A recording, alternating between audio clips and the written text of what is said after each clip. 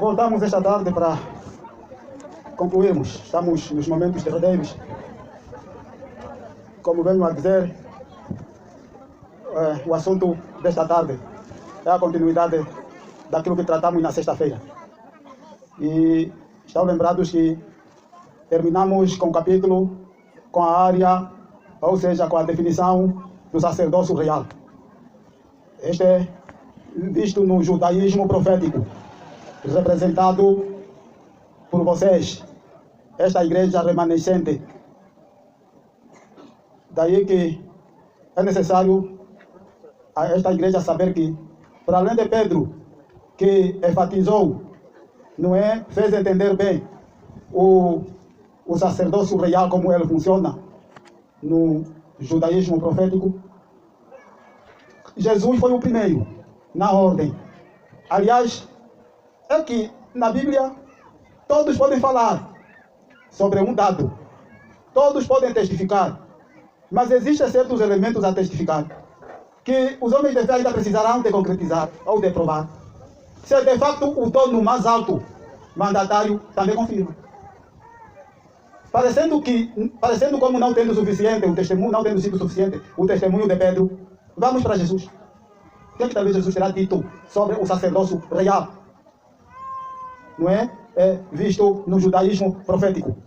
É João 4, onde Jesus é o novo rei judaico, cumprindo a profecia messiânica de realeza judaica, no caso. Desde aqueles dias em que houve separação entre o povo de Israel, porque o rei judaico que era confiado a partir de Davi passa o reino para o seu filho Salomão. Salomão cambalhota com o reino, até casa aquelas mulheres, muitas mulheres também, não sei se hoje existe um homem que aguenta. Depois dele, Deus lhe sanciona, que agora, para o castigo fica só com duas tribos a reinar. As 10 todas, na composição de 12, né? Ainda as 10 passam para um estrangeiro. Este estrangeiro era da tribo de Efraim. E o nome deste rei é Jeroboão. Só que o filho de Salomão, não tendo gostado que o reino passe para este estrangeiro, fez uma captura do reino à força. Quando Israel vai pedir então, pelo menos favores de que não proceda mais como fez o pai dele, Salomão, castigar o povo, ele, exibindo-se na sua juventude, primeiro prometeu responder bem, mas quando vem a tal dita resposta, afinal já consultaram os jovens iguais, ele promete bater com mais força ainda do que aquilo que o pai dele fazia. Daí, Israel, aquela maioria das 10 tribos, agora prefere ir com Jeroboão, mas vão para as matas. Daí acontece pela primeira vez, quando você escuta Israel apostatou, na história do povo de Deus, na história da apostasia do povo de Deus na terra, como tal, parte daí, até aos dias de Jesus. Quando a profecia de Jeremias 23 se cumpre, verso 7, 5 até 7, se cumpre de que o reino de Davi ainda será restabelecido, através de alguém, um outro rei, que renovará o mandato do reino de Davi. Era, na verdade, Jesus. É interessante notar que, quando Jesus inicia o seu ministério, o seu primeiro comício, que eu costumo chamar de comício político, comício de um rei, ele fez no próprio poço de Jacó, no poço do próprio pai dos israelitas que se dividiram. Vai lá, e aquela mulher vem, com o nome de mulher samaritana. Mas pelo discurso, como vimos em João 4, ela vem se denunciando como não tendo sido samaritana nata, mas era uma israelita dispersa ali naquelas paragens, como todo o Israel estava disperso naquelas paragens.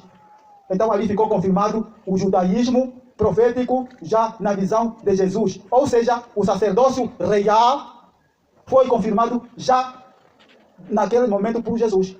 Pedro só enfatizou.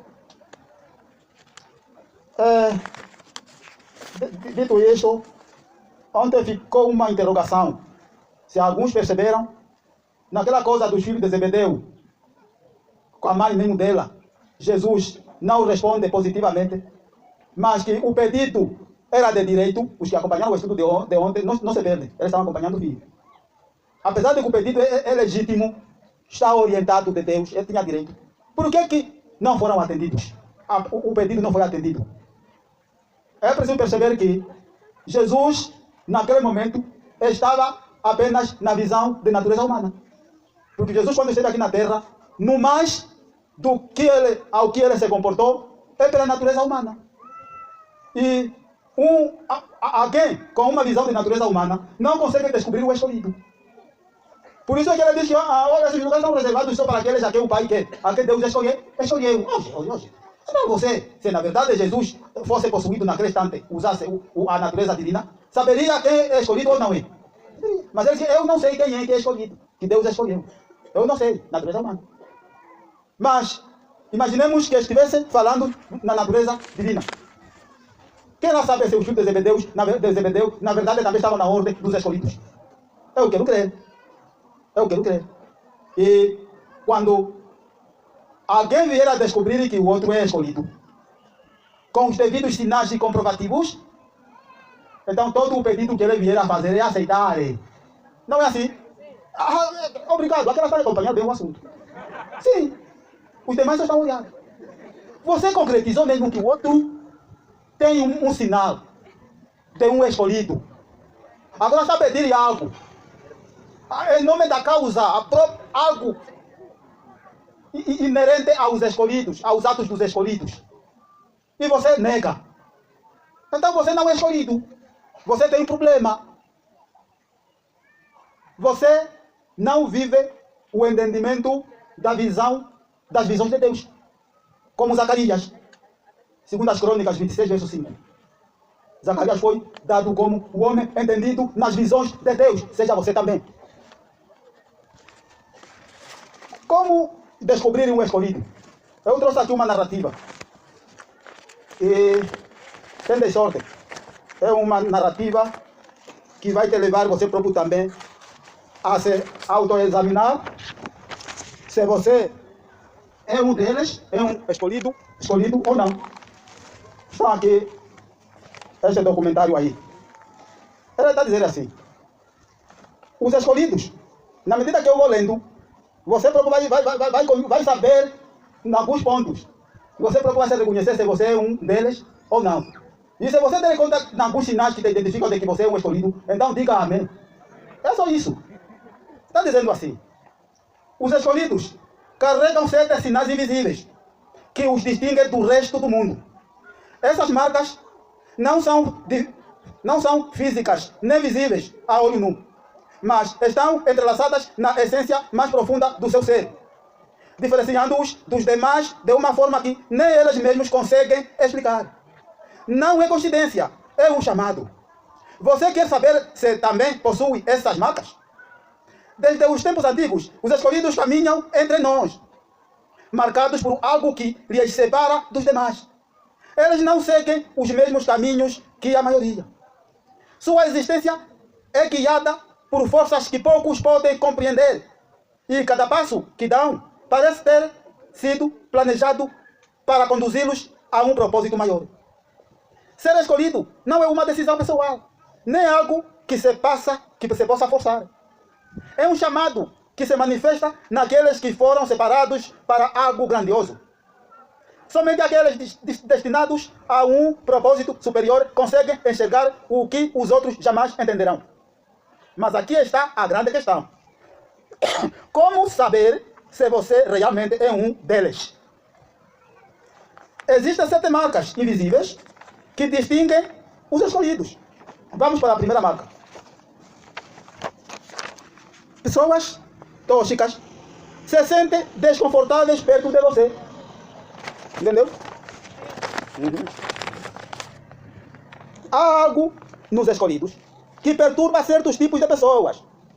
Sem precisar de dizer nada, sem sequer fazer algo específico, sua simples presença causa um incômodo naqueles que não estão alinhados com você ou com eles. Pessoas tóxicas, manipuladoras ou com intenções ocultas reagem de maneira estranha quando um escolhido está por perto. Às vezes é um afastamento sutil, outras um desconforto evidente. Podem se tornarem hostis sem motivo aparente, evitar sua companhia ou até atacá-los com palavras ou atitudes. Mas isso não é uma coincidência. Os escolhidos emanam uma energia diferente, uma luz que revela o que os outros prefeririam manter oculto. Não porque buscam conflitos ou se consideram superiores, mas porque sua essência entra em choque com a falsidade, a inveja e a maldade.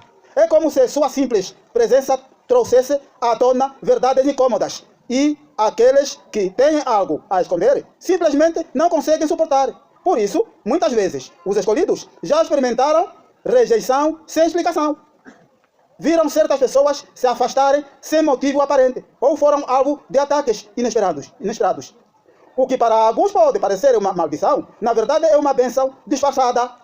No caso do escolhido, para eles é uma maldição, mas ele é uma bênção que não aparece. Porque quando alguém se incomoda com a sua presença, isso não diz nada sobre você, mas sobre o que essa pessoa carrega dentro de si. É um sinal de que o espírito é forte, de que seu propósito é real e que nem todos estão preparados para estar ao seu lado. Então, se você já percebeu que certas pessoas tóxicas se afastam sem razão, não veja isso como uma perda. Na realidade, é uma evidência de que você pode estar em caminho diferente da maioria. Esse é o primeiro indício de que você pode ser um dos escolhidos. Se você é um deles, diga amém. Este é o primeiro. Vamos no segundo, na segunda marca. São 7. Você sente, a segunda marca está aí. Você sente as coisas antes de acontecer, antes que aconteçam. Os escolhidos têm uma forma única de perceber o mundo. Não se trata apenas de pressentimentos aleatórios ou intuições passageiras. É como se, em determinados momentos, algo dentro deles os alertasse sobre o que está prestes a acontecer. Às vezes, essa sensação é sutil, um desconforto inexplicável antes de tomar uma decisão errada, um instinto que os faz mudar de direção ou evitar certas pessoas. Outras vezes, é algo muito mais forte. Sonhos que parecem mensagens, pensamentos que se tornam realidade. Isso não é acaso. Os escolhidos possuem uma sensibilidade especial que os conecta com aquilo que nem todos conseguem enxergar. Eles não podem explicar com lógica, mas sentem com convicção. É como se fossem guiados por uma força invisível que sussurra o que está por vir. No entanto, essa marca nem sempre é fácil de carregar. Às vezes, saber demais pode ser um fardo. Já passaram por situações em que quiseram alertar alguém, mas não foram levados a sério. Sentiram perigos sem terem provas concretas, ou souberam que algo aconteceria, mas não puderam evitar. Com o tempo, aprendem a confiar nesse dom. Não é um erro, nem uma coincidência. Faz parte do que os torna diferentes. Sua percepção não está limitada ao que os olhos podem ver. E é isto que os torna únicos. Vamos para a terceira marca. Esta também, qualquer um que sentir que aí está identificado a natureza dele, ele dizer amém. Amém. Será verdade? Duvido. Vamos na terceira. Pessoas invejosas os atacam sem motivo. Os escolhidos não buscam conflitos, mas os conflitos parecem encontrá-los, sem terem feito nada de errado, sem provocarem ninguém. Muitas vezes se tornam alvo de inveja, críticas ou rejeição. Não importa se são gentis, se tentam ajudar ou se simplesmente vivem as suas vidas de forma tranquila, sempre haverá pessoas que os atacarão sem explicação aparente. Podem ser colegas de trabalho, conhecidos e até mesmo pessoas próximas. É como se sua simples existência incomodasse aqueles que não compreendem seu propósito. Por que isso acontece? Porque os escolhidos projetam algo diferente. Não é arrogância, não é sentimento de superioridade. É uma luz interior que perturba aqueles que vivem na escuridão. A inveja nem sempre surge pelo que eles possuem, mas pelo que eles são. Sua essência, sua maneira de enxergar a vida, sua autenticidade, tudo isso desperta reações negativas em algumas pessoas. Embora no início possa doer, com o tempo, os escolhidos aprendem que não é algo ruim. Pelo contrário, é uma confirmação de que estão no caminho certo. Porque a inveja e os ataques gratuitos nada mais são do que sinais de que possuem algo que outros gostariam de compreender.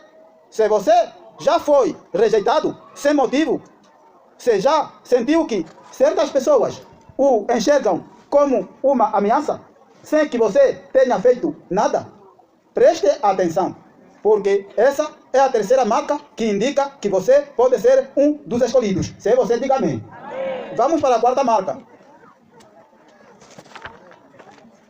não se enxerga, não se encaixa, não se encaixam em qualquer lugar. Os escolhidos podem estar cercados de pessoas, mas, mesmo assim, muitas vezes sentem que não pertencem completamente a lugar nenhum. Não é que escolham serem solitários, mas sua forma de enxergar o mundo é diferente. Desde pequenos, sentiram que pensavam de maneira distinta, que suas conversas e interesses nem sempre coincidiam com os dos outros. Enquanto muitos se contentam com o superficial, eles buscam algo mais profundo, mais autêntico, e isso faz com que, em vários momentos, sintam-se deslocados, como se não pertencessem a nenhum grupo. Essa sensação de não encaixar nem sempre é fácil de lidar. Às vezes, pode trazer questionamentos, fazer com que tentem mudar para se adaptarem ao que os outros esperam deles. Mas, cedo ou tarde, essa sensação volta a aparecer.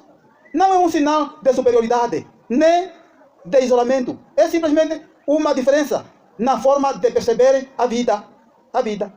Enquanto muitos seguem o caminho que lhes foi imposto, os escolhidos sentem a necessidade de encontrar sua própria jornada. Existe dentro deles uma voz interna que diz que não nasceram para seguirem a corrente, mas para algo muito maior. E com o tempo percebem que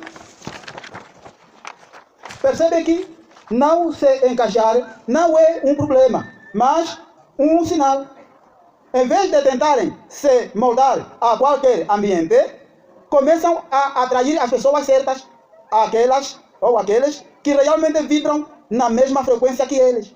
Se alguma vez você sentiu que não importa onde esteja, há algo em você que não se encaixa completamente, presta atenção, porque esta é a quarta marca dos escolhidos. Se você é um deles, diga amém. Quinta marca. Crianças e animais os adoram. Vejam, crianças e animais os faz quê? Os adoram, não fogem. Às vezes, os escolhidos não precisam de dizer nem fazer nada. Sua simples presença provoca algo inexplicável. Não são apenas as pessoas tóxicas que se afastam deles. Existem seres muito mais puros e inocentes que parecem sentir algo especial quando estão por perto. Bebês, crianças pequenas e animais reagem de forma diferente à sua presença. É como se percebessem uma energia única, uma sensação de paz e segurança que os atrai sem motivo aparente. Enquanto alguns adultos podem se sentir desconfortáveis com sua presença, os mais inocentes se sentem em paz. É comum que os bebês os observem fixamente, como se os reconhecessem de alguma forma. Que crianças confiem neles instantaneamente, como se já os conhecessem há muito tempo. Que animais se aproximem sem medo, buscando sua companhia, sem que façam nada para atraí-los. Isso acontece porque os escolhidos emanam uma vibração diferente, uma energia pura, que apenas os seres mais sensíveis conseguem perceber. No entanto, essa marca também pode trazer experiências estranhas. Aqueles que já sentiram que um cachorro ou um gato os seguiu sem explicação. Ou que uma criança que nunca haviam visto antes aproximou deles com total confiança.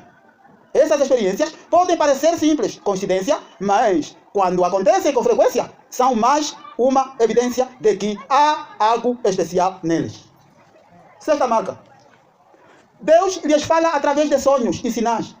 Os escolhidos nem sempre recebem respostas de forma direta, mas quando prestam atenção, descobrem que Deus já falou com eles mais vezes do que imaginavam. Muitas vezes, as respostas vêm em sonhos, mas não são sonhos comuns. São visões que deixam uma sensação impossível de ignorar. Imagens, palavras ou situações que, com o tempo, passam a fazer sentido e revelam mensagens ocultas. Não são meras coincidências ou imaginações. É como se Deus estivesse mostrando algo que eles ainda não conseguem enxergar com clareza. Outras vezes, os sinais aparecem no dia a dia. Frases que ouvem no momento exato. Números ou padrões que se repetem sem explicação. Encontros inesperados que parecem ser guiados por algo maior. São momentos que podem parecer insignificantes para os outros, mas que para eles são impossíveis de ignorar. Essa marca essa marca nem sempre é fácil de entender. No início, muitos escolhidos duvidam. Pensam que são apenas coincidências ou que sua mente está pregando peças neles. Mas, quanto mais prestam atenção, mais clara a mensagem se torna. Deus sempre falou de diferentes formas. O problema é que nem todos estão prontos para ouvir. Mas os escolhidos, de alguma forma, sempre encontram um jeito de compreender aquilo que outros ignoram. Se alguma vez você sentiu que algo ou alguém lhe enviou uma mensagem através de sonhos ou sinais em momentos cruciais de sua vida, pode estar diante de mais uma marca invisível dos escolhidos. Se você diga amém. Vamos para a sétima e última marca. Quando oram, as coisas acontecem. Diga amém. Quando um escolhido ora, algo muda. Não se trata apenas de palavras jogadas ao vento ou de uma rotina sem significado. Suas orações carregam um peso especial, uma conexão profunda que provoca um impacto real no mundo ao seu redor. Ao longo da vida, os escolhidos já passaram por momentos em que oraram com fé e contra toda a lógica. As coisas mudaram. Situações que pareciam impossíveis foram resolvidas. Portas que estavam fechadas se abriram. E aquilo que parecia um obstáculo intransponível, de alguma forma, desapareceu. Isso não significa que tudo em sua vida seja fácil e que sempre consigam o que querem. Pelo contrário, os escolhidos enfrentam mais provações do que os outros. Ouviram bem? Mas quando oram, algo acontece. Talvez não vejam os resultados imediatamente, mas mais cedo ou mais tarde, as respostas chegam. Às vezes, é uma solução inesperada. Outras, é uma força interior que os sustenta nos momentos mais difíceis. Mas há algo inegável. Suas orações têm poder. Não porque sejam especiais em si mesmos, mas porque foram chamados para caminhar pela fé. E essa fé move o que parecia inamovível. No entanto, essa marca não se trata apenas de pedir e receber. Os escolhidos também sentem o peso da intercessão pelos outros. Quer dizer, os outros também oram por eles. Já passaram por situações em que oraram por alguém e sem que essa pessoa soubesse. Sua vida foi transformada. Isso não é coincidência, faz parte de seu propósito. Se alguma vez você experimentou o poder da oração em sua vida, se já viu algo mudar depois de clamar com fé, pode estar diante da marca mais importante de todas. Porque enquanto outros sinais podem ser sutis, este é definitivo. Quando os escolhidos oram, o céu responde. E nem todos foram marcados. Diga amém. Amém. Imagine estar convicto de que o teu dirigente não possui nenhum destes sinais. Estão perdidos, né? O líder precisa de viver esses sinais. Olha, há oposições à volta dos escolhidos de Deus. E aqui há consequências. Escutem bem as consequências que vão vir contra ou sobre aqueles que desvalorizam os escolhidos. É uma página só, muito breve. As consequências. Para nunca provocar que um escolhido. Escutem bem, as consequências estão aí. Consequências de desvalorizar o outro, sem saber quem ele é, sem saber por onde ele costuma orar, no seu esconderijo, no seu bunker. Você lhe provoca. As consequências estão aí. Diz que você pode até achar que está sendo esquecido. Quer dizer, quando você é perseguido, tipo, você vai lamentar que está sendo esquecido, não sei o que. Vou ler só. Você pode até achar que está sendo esquecido, ignorado, maltratado, mas o céu está observando. Deus vê tudo. Ele ouve cada palavra não dita, cada desprezo escondido, cada olhar de desvalorização que você sofre, né? E há um limite que o Senhor não permite que seja ultrapassado. Quando alguém não te valoriza, está tocando em algo que Deus ama. E o que muitos não entendem é que rejeitar um filho de Deus é rejeitar o próprio Deus.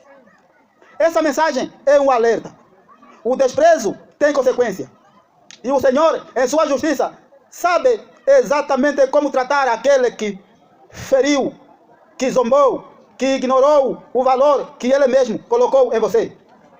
Hoje, você vai entender como Deus age em silêncio, mas com firmeza, quando alguém pisa em um coração que Ele escolheu. Há dores que não gritam, mas que sangram por dentro. Há rejeições que não se dizem com palavras, mas que se gravam na alma como punhais silenciosos. E muitas vezes, quem mais fere é justamente quem mais deveria proteger. São parentes, amigos, cônjuges, líderes. Pessoas que, em vez de estender a mão, desprezam, ignoram, zombam ou simplesmente passam por cima. E quando isso acontece, muitos olham para o céu em silêncio, perguntando: Deus, o Senhor está vendo isso? A resposta é simples e poderosa. Sim, Deus está vendo. Ele vê o invisível.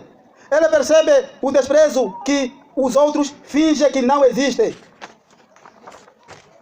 Ele vê a lágrima que não caiu, mas que ardeu no peito como o fogo. A história de Agar revela esta realidade de forma impactante. Quando ela foi expulsa para o deserto com seu filho Ismael, não foi apenas rejeitada, ela foi desvalorizada, desconsiderada, é como pessoa descartada, como se não tivesse importância. E no meio daquele abandono, com o menino faminto e prestes a morrer de sede, ela se afastou para não vê-lo morrer. Desespero puro. E foi ali, no meio do nada, quando ninguém mais se importava, que o céu se inclinou. Um anjo do Senhor apareceu a ela e trouxe uma promessa. Agar, então, declarou: Tu és o Deus que me vê. Gênesis 16, verso 13. Ela não viu a justiça humana, não recebeu a compaixão dos homens, mas encontrou algo infinitamente maior, a visão de Deus. Porque há momentos em que tudo o que nos resta é saber que Deus está vendo. E isso basta. Diga amém. Amém. Quando alguém não te valoriza, quando despreza a sua presença, sua ajuda, seu esforço, seu coração, você precisa entender que essa atitude tem peso espiritual. Aos olhos dos homens, o desprezo pode ser ignorado, pode parecer normal, mas aos olhos de Deus é uma semente maldita plantada contra alguém que Ele formou. O desvalor não é apenas uma falta de reconhecimento, é uma afronta à criação divina. E o Senhor responde: quando alguém te rejeita, talvez o céu esteja te arrancando de um ambiente onde o teu valor nunca será reconhecido. Essa parte eu gostei. Vou repetir. Quando alguém te rejeita, talvez o céu esteja te arrancando de um ambiente onde o teu valor nunca será reconhecido. Há portas que se fecham porque Deus não quer que você mendigue migalhas onde Ele te destinou a ser honrado. Há mesas que você não sentará, mas porque Ele está preparando um banquete em outro lugar. O desprezo que hoje te fere pode ser um instrumento que o céu está usando para te reposicionar. Diga amém. Amém. Que Deus os abençoe. Amém. Reflitam em todos esses detalhes e tirem as suas próprias conclusões de identidade de quem é realmente você.